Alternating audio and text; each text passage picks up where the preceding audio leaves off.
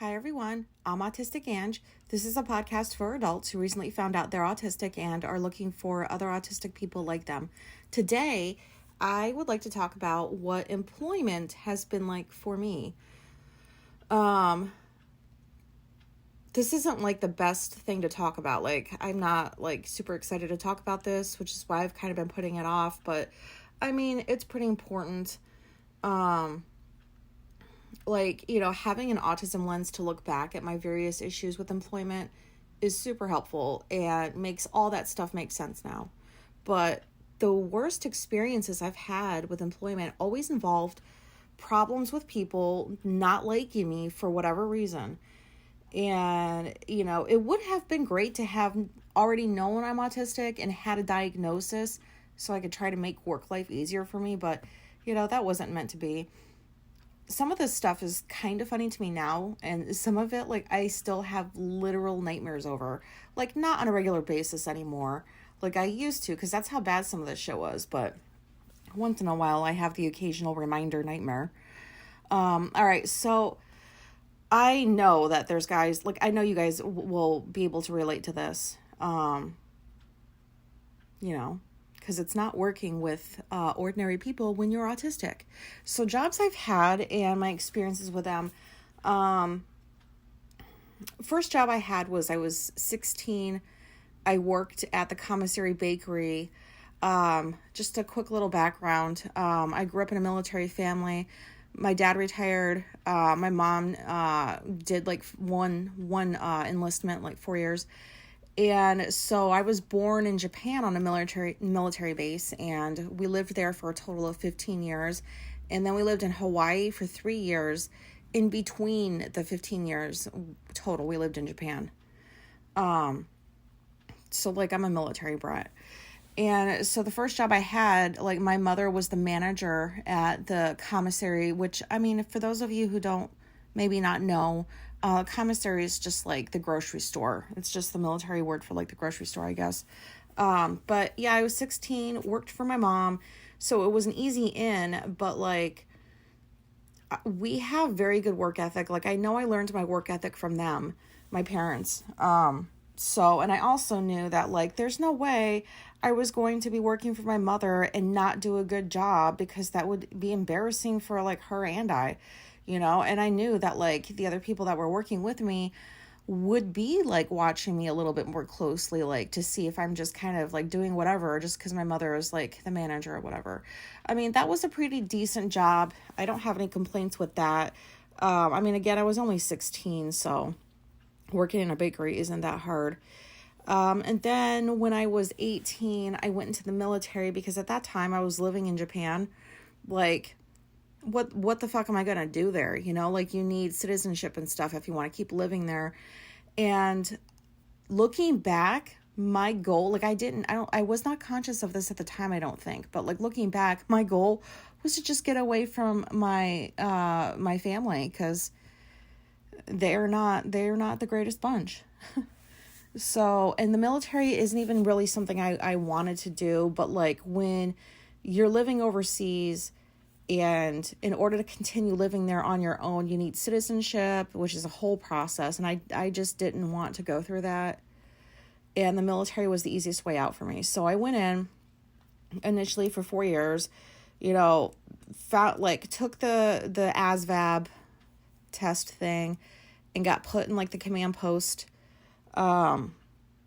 which that actually was a decent job for me because everything is checklists. So the command post is the center of a base. So every single thing that happens gets filtered through the command post. And then depending on what the issue is, there's a checklist for it. So I liked that job because, for example, you get a call that there's a domestic situation going on somewhere on base. And so you pull out your fancy little checklist for domestic assault calls or whatever, and you start going down your list of who to start calling, who to notify, that kind of stuff, what to do, what report to make. And I, no wonder I liked that job because I never really had to wonder what to do. which has always been like a problem for me. Like, if I don't know how to do something, or if I don't know what I'm supposed to do, how many questions do I have to ask somebody? So like this job suited me pretty well, to be honest.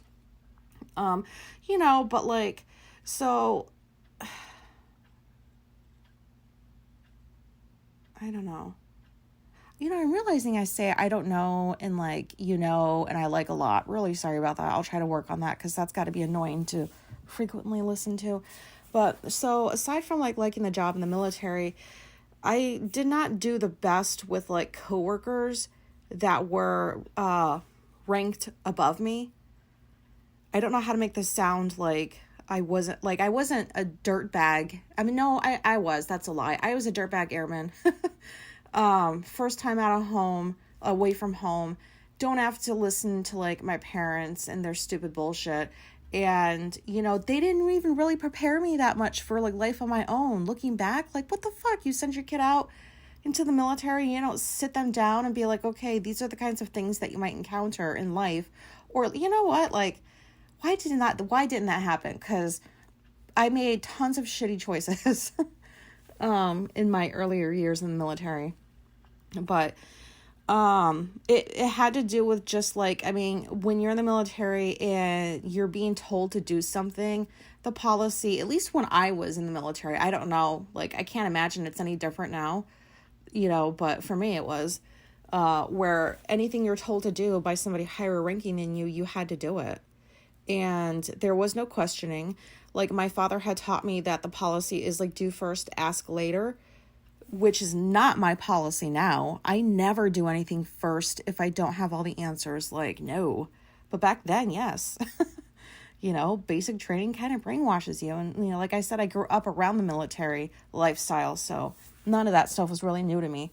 But yeah, working with people who don't know what they're doing is so soul-sucking. It just is draining, because they want to pretend like they know what they're doing, and then you try to tell them in a polite way that no, it actually should be done this way, and their ego gets in the way. And then in the military, it was always the rank card. Well, I'm a rank above you, or whatever the fuck their rank was.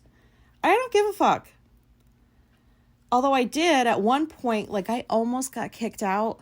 This is so embarrassing, but whatever. I was like, I wasn't even 20 yet. I almost got kicked out because I was a airman, and my supervisor was a staff sergeant. So he was like, that's the first rung in like the sergeant status in the Air Force.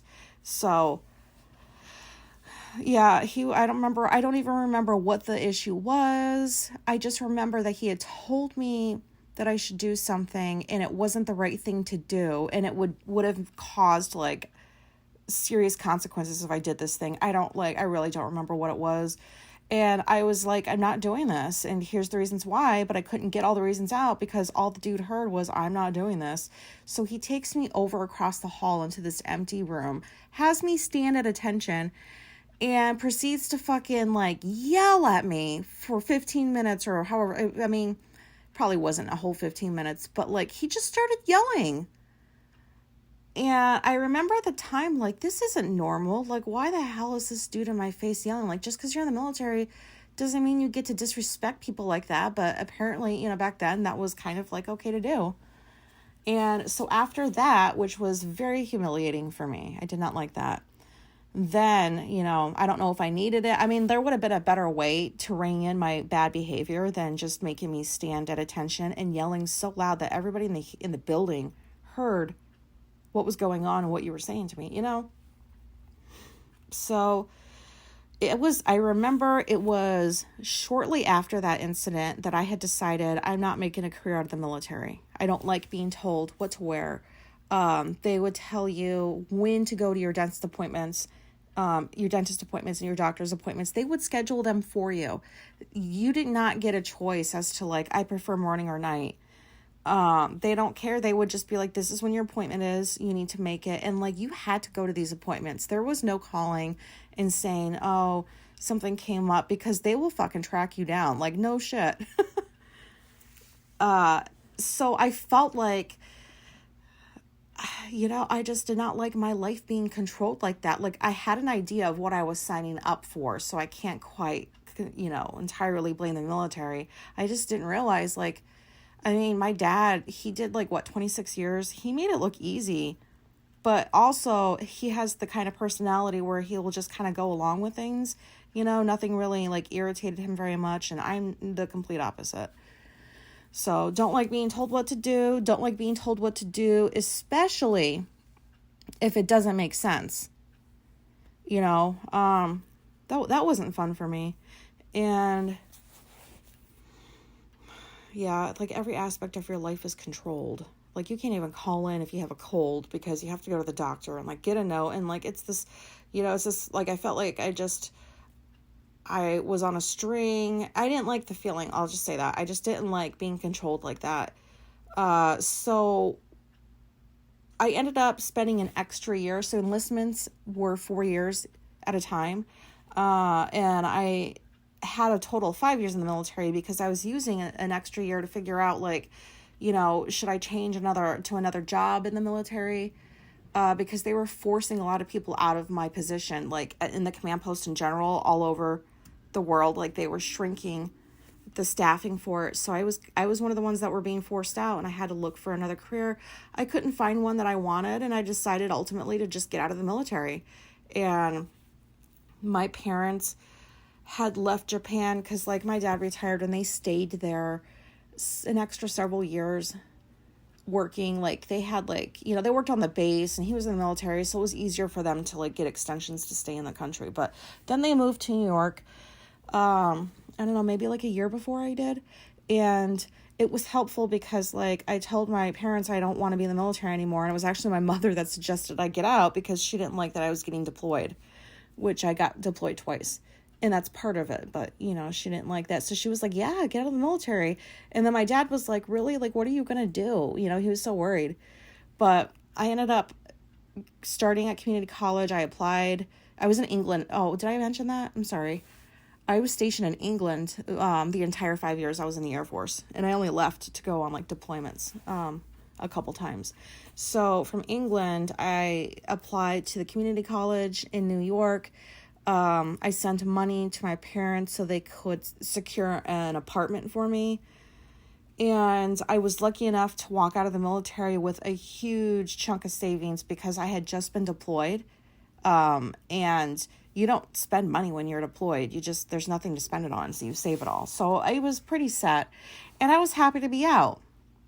I felt free. It was like the greatest feeling. And so, like, anyways, moving along, when I went to college, I got a job at Family Dollar. I also worked at the college, so I did 2 jobs while I was going to school. And at one point I was going to 2 different colleges because I wanted, like, I just like to learn, I wasn't a career student. I just was really interested in, like, criminal justice and psychology and stuff like that. But I got the 2 jobs. And the Family Dollar one, like, sucked because, like, I didn't know how to do a register. It was hard for me to learn that. And then the numbers thing came into play, and I'm not good with numbers. And then there's the interacting with people all the time, which I was polite. Like, I'm not a shitty worker. I'm a very good worker. I'll do what I'm told to do, what I'm supposed to do, But the supervisor, like, the manager lady, was a fucking bitch. Like, she had to have been on something. She was a raging fucking bitch. So I asked to switch to a different Family Dollar store, like 20 minutes away, and I got my wish. And so I had to drive a little bit farther for that one, but, like, at least it got me away from that lady. So, I worked at this other Family Dollar, and I ended up just quitting. I'm not proud of the way I did it. I had been there for, like, at that store maybe 6 months, and there was these 2 ladies that didn't like me, and I honestly don't know why. Like, I'm a good worker. Like, I don't know. I noticed, like, the shitty workers never like me. So, like, it has to be that or something. Like, they don't want me to, like, work that much because it highlights the fact that they're not working. Like, I don't know. But these 2 ladies just didn't like me. And then one night we were about 20 minutes away from closing the store, and they were, like, in the back. And I remember being up at the front by the register. There was no customers, and I had to ask some questions. So I walked to the back of the store. And as I got closer, I overheard those ladies talking about me. And it was not nice. I was like, oh my God, they're seriously just like talking about me, not even knowing like I'm right here. Like, that was the last straw. I think at that point I was just looking for a reason to leave. So I just quietly went back up to the front, took out a piece of paper and wrote, I quit, and then put it on my register and just went home. Oh, that's not the way to do it. But at the time, like, because in the military, you can't just quit the military. If you do, you get a dishonorable discharge. And I did not want a dishonorable discharge because that fucks you over. Like, it just does. So this was the first job I had. I mean, like, I was like, I can quit if I want and nothing bad will happen. And the way I did it was very immature. It was not at all like it should have been done, but in my defense, I was like, it was still in like my 20s. So, I mean, I don't know, do you remember how you were in your 20s? Some of you, most of you, maybe, I don't know. But that's how I did it. And then I'm still going to college. And then I decided, like I had quit Family Dollar. I decided to stop working at the college because it was like from 9 to 12 at night. And I just couldn't do it anymore. Like keep up with that and then getting up early for school. So I ended up working at an adult care facility, not that far from where I lived. And my parents worked there. Like they did everything, together when my dad got out of the military. They just worked at all these different places together. So they got me in because of course they were very good workers, and the staff there was like, yeah, you got another one of you, bring him in. Like, yeah, we could use like another good worker. And so it was like good until it wasn't, because then again, they're the employees that don't do very much work. And it kind of, I don't know how to explain it, but like when you have a group of people doing a bunch of good work, like work that they're supposed to be doing, it kind of highlights like the other group of employees that don't do anything, like don't go above and beyond, or don't even really do like the basic shit they were hired to do. And then once they start realizing that like there's a bit of a spotlight on them and a better spotlight on like me and like, my parents, then it was like, let's see what kind of shit we can start. And, rumors started going. It was just childish bullshit. This I was kind of like, I mean, this is not the way to quit a job. But so like one day, the three of us just fucking had it. And we were like, we worked in the dietary department. So we were like in the kitchen making the food for the residents. And it was just us working that day. And we had just had it. It got so bad that we just decided we were going to close up early and leave. And we just left a little note that said we quit. Like, I can't believe, like, they were, like, grown-ass adults. Like, I was too. But, like, the fact that they were willing to do that, I don't know. That job was so shitty. Like, those people were so mean to us that I didn't even give a shit that, like, I left them high and dry. They still had people. Those people just had to work lots and lots of hours until they could find new people. So, I mean, I just wasn't, I don't know. I had a lot of conflict with people. So let's move forward, like, I don't know, another year or two. And I graduated college with my bachelor's. Didn't really know exactly what I wanted to do. My mother ended up finding this random job, like back in the, not in the day, but you remember when they still put job advertisements in the newspaper? Before like the internet really, like, this was, how many years ago was this? 2010. I mean, it wasn't that long ago, but like stuff was very different back then. So anyways, she found this job. It was like an addictions counseling position. And with my criminal justice and psychology degrees, like it was like I did qualify for it. I'd never done counseling before. So anyways, I ended up doing that. I met my wife there. We started a relationship. We were employees. We were not like, she wasn't my supervisor. I wasn't hers, anything like that. But we kept it very like discreet. Like nobody knew about it because like, we were very clear on boundaries. Like, no, at work, we're working. Nobody will know about our relationship because it was like where we lived was such a small little town that like, and our clients lived in the town, that we lived in. We just didn't want like a bunch of shit being talked about us. So then the CEO of that job was a narcissist. Let's just say that. She's just a straight up fucking narcissist bitch. Every time she came to the clinic, a cloud followed her. I quivered, literally. Like, I did not like being in the presence of that woman. She felt evil. And she was not nice. She looked down on everybody. She treated them like they were stupid, me included. And so I think we were there 3 years. And then my wife and I, we did the proper thing, gave our notice, and ended up leaving that job because a supervisor that we had there had ended up getting another counseling job at a different place, and then told that place about my then girl, my wife and I, about how good of workers we were or whatever. And so we kind of got an easy into that counseling job. We were there for, we moved out 2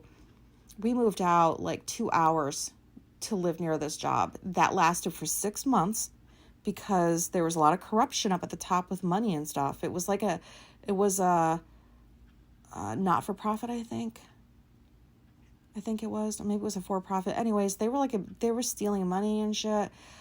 Ended up catching up with them, and we only lasted at that job for 6 months, and it was around Christmas. It was right before Christmas. We were told we were all being laid off, so we had to spend our last month finding other treatment programs for our clients to go to, and then crying ourselves to sleep every night because who wants to get laid off around the holidays? That's so sad. It was more sad that we had to find these poor people other treatment programs. They didn't ask for this stuff, and they had to get uprooted, and but working at that place, that during that 6 months, again, there's just people that were working there that did not like their jobs. They were miserable. Some of them even treated the clients pretty poorly. So I guess in hindsight, it was a good thing that we didn't work there for longer than we did. And then my last counseling job, which was my last actual job working for other people, was also with my wife again. I don't know, this might be a little unconventional, but her and I, we are good workers. We just are. And I know that I don't know, I don't mean to sound like I have a big, ego, but we have good work ethic. We believe in getting our job done better than what we were asked to do it. It just comes naturally. And we were there longer, what was it, 4 years, 5 years, something like that? 4 years, I think, maybe. And the first 2 were great. That job was excellent, and then the last 2, it was one of my coworkers got put into a supervisory position, and she really was not qualified for it. She didn't do her regular counseling job, and they elevated her to supervisor, and it went to her head. And then it ended up where she did not know things that she was supposed to be doing. And, my wife and I would be, not together. These were just completely separate incidents. But maybe one day I'd be hey, it's not done this way. It's actually done that way. And I'm guessing that this chick heard enough of this stuff that she started getting maybe she felt inadequate or something like that. She turned from a nice person into a raging bitch, and she ended up being my bully at work. It's embarrassing to say that, but I didn't know at the time she was bullying me. I mean, I knew what she was doing was wrong, but I didn't know it was considered bullying. But it had gotten to where there was going to be a Christmas party. I think I'd mentioned this in one of my other episodes, but there was these Christmas parties every year for the clients, which was great. We'd all bring in food, and they would get to eat. They could bring their families. We would have different games and stuff for them at the clinic. But also, since it was a for-profit, the owners were hey, we need to be making money today too. Oh, I hated that. And so they were trying to be okay, well, everybody here that's at the party, it counts as a session. And it doesn't. That's fraud. And I told that to them multiple times. I even used the word fraud. I didn't give a fuck. That's what it was. And I was I am not going to write up a session note on a client that I did not meet with individually. I'm not going to write that they just showed up for the party and then you're going to send it off to the insurance companies and get paid for that. no, that's wrong. So I was like, I'm not doing that. And what I was willing to do, because it benefited me, was not actually participate in the party events, but meet with like my people for quick like 20-30 minute sessions when they came in, because then they could be billed. The owners could bill for those. They would be legitimate sessions. And it kept me away from all the people, because that gave me a lot of anxiety. And it let me check in with my caseload. You know, holidays are rough for people. So like, I just prefer doing it that way. And I still made them money, and I still did my work. And like, that just never was good enough for them, you know? And then like the last Christmas party, I was in my office, and this wasn't even a client one. This was just like an employee party in like one of the bigger rooms or whatever. And I'm in my office doing work, and the quote supervisor, because she just was shitty, you know, she comes and she's like, why aren't you at the party? And I'm like, because I don't want to. I have work. Like, I have to get this work done, and I want to leave on time. And if I go to this party, like, I'm going to have to stay here later to do this work. And she's like, well, you're being really antisocial. And I was like, well, yeah, because I am. Like, I don't want to go socialize. Like, there's no benefit for me going to that party. Like, I want to get my work done and go. And she was so mean to me about it. And I remember sitting there thinking, how is this part of my job? I did not get hired. Nowhere in my job description did it say must attend holiday parties. Like, I don't even fucking get paid for that. Like, some of them, yeah, if they happen to occur during work hours, but like a lot of them didn't. So I don't know, like, I just thought that was so bizarre. She was literally like mad and like yelling at me. And I was like, just get out. And that's what sent her spiraling, because she, like, I am almost positive that she is borderline BPD. No judgment here, just an observation. Like, I am positive that she had BPD. She probably still does. I don't know what the fuck she's off doing now. But anyways, her and I clashed a lot. My last few months at the job involved me going to work, staying in my office as much as possible, and avoiding her. Like, I was like on high alert every single day. I knew the way it's like, I knew how she walked, the way it sounded. I knew it was her. It was bad. I had tons of anxiety. I was losing sleep. I was getting so physically ill. Like, you know, it's like every time I got sick, it's a direct result of like some kind of conflict at a job with somebody. It was just making me physically ill. And I was like, I can't do this anymore. And then the one day, she just comes stomping down the hall, comes into my office, shuts my door, and points her finger at me and starts like, you didn't do this and you didn't do that. And like, I don't know what the fuck she was talking about, like work or something, like stuff I was supposed to be doing. All my stuff was done. I don't know. She was off her rocker. I don't remember exactly what her issue was, because I was freaking out in my mind. I'm like, how is this lady, this grown ass woman, coming in here yelling at me like I'm a child, pointing her finger at me? I don't care if you're my supervisor. That's disrespectful. So I pointed right back and I said, get out. Like, I yelled it as loud as I could, and she just like stopped talking and stared at me. She's like, excuse me. And I was like, are you deaf? Get the fuck out. And she did. And that's when I decided I'm quitting, and I don't care that I don't have another job lined up. I just know I can't do this anymore. So that was the last time I worked for somebody. I put in my notice. My wife put hers in shortly thereafter, because it turned into a very toxic workplace. I could be here for hours telling you guys about all the different stories and all the kinds of coworkers. That it wasn't just her. You know, I just don't understand it. I don't understand why people are mean, and why they go to work with the intention of apparently doing anything other than their job. And they get bored and they like create drama. Like, I don't get it. It's dumb. And I still have PTSD over it. It was that bad. So, And yeah, I was scared. I was like, oh, I can't believe I'm just like, I'm going to leave this job and I don't have another one lined up. What am I going to do? I just know I don't want to work for anybody else ever again. I'm not doing that. My wife was like, well, what are you going to do? I was like, I don't know. Like, I don't know. So we got like a little loan that lasted like a couple of months to help me figure that out. And I did. And I got into like, I don't know how I came across this, but like I took a proofreading course. It was legit. I taught myself how to do that. I taught myself how to like copy edit. I basically like started a business that I wasn't preparing to start. That's how desperately I did not want to work for anybody else. And I didn't even really miss the field of counseling, if I'm honest.